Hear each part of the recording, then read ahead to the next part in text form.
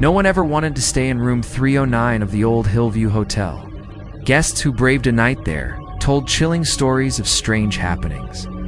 They talked about soft whispers that would echo in the dead of night, a sudden biting cold that seemed to come from nowhere, and shadows that danced on their own when no one was moving. Every time someone complained, the hotel manager would just laugh it off, blaming it on an overactive imagination. But Emma, a travel blogger with a passion for uncovering mysteries, saw an opportunity. She didn't believe in ghosts, not for a second. So, she booked room 309 for one night, her camera ready to capture whatever the room had to offer. "This is going to make an amazing story for my blog," she whispered to herself, a confident smile on her face as she turned the old brass key in the lock. What mysteries would she uncover?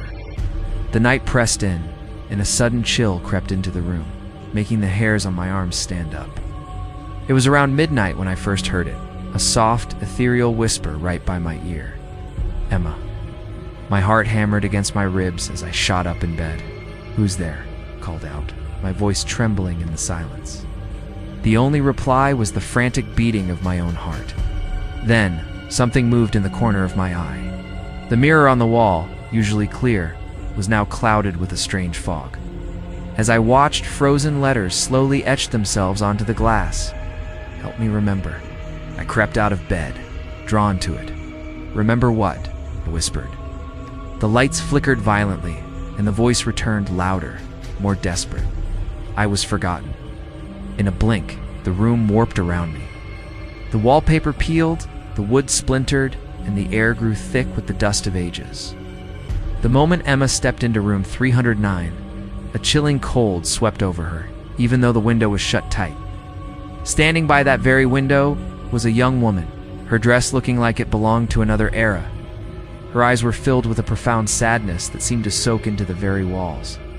"I died here," she whispered, her voice like the rustling of dry leaves. "No one remembers me. My name was erased."